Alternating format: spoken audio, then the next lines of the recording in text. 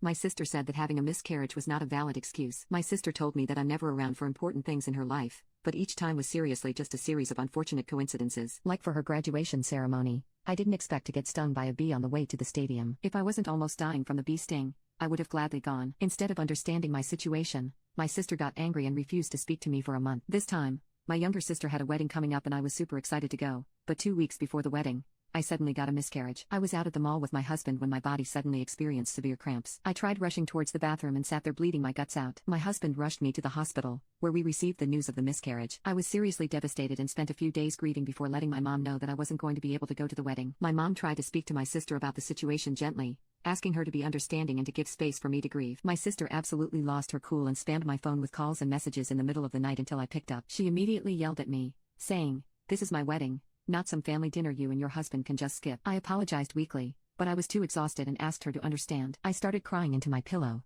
feeling like a disappointment. I cuddled up to my husband and played the call on loudspeaker. She proceeded to reject my apology with "No, of course I don't understand. Your miscarriage has nothing to do with my wedding." Out of spite, she added, "It's not like you gave birth and have a newborn you gotta stay home for. You can always make more, but I will only have this wedding once." She continued ranting until my husband got fed up and jumped in, calling her insensitive and emphasizing that I was grieving. My sister told him to stay out of it, and he completely lost his temper, telling her buzz off in a harsher way before hanging up. My husband turned my phone off and cuddled me, stroking my hair until I fell asleep. The following morning, my mom called to check on me because apparently, my sister's fiancé heard about the conversation and wanted to uninvite us all of a sudden. I explained what happened and said that it would be fine if we were uninvited because I wasn't planning on going. My mom sighed, tired of playing the middleman, and told me that she would take care of things with my sister. Later that day, my sister texted me saying that I was a coward for hiding behind mom. She told me that the least I could do was stop by for an hour or two instead of completely canceling on her, just like I did for her graduation ceremony. She sent a long, sad message about how she showed up to my wedding,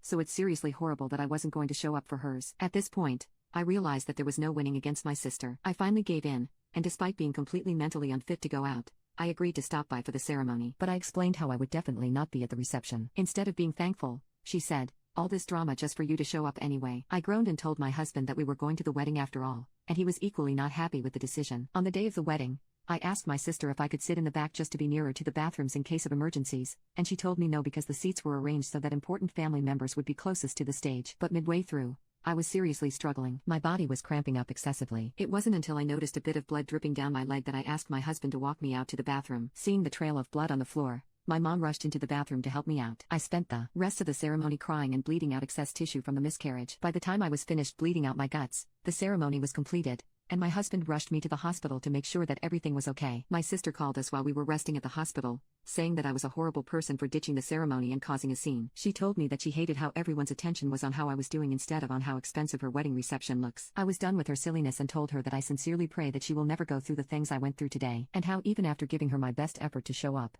if she fails to appreciate anything I do, that's her problem and not mine any longer. I blocked her number to finally get some peace until I fully recovered and finished grieving.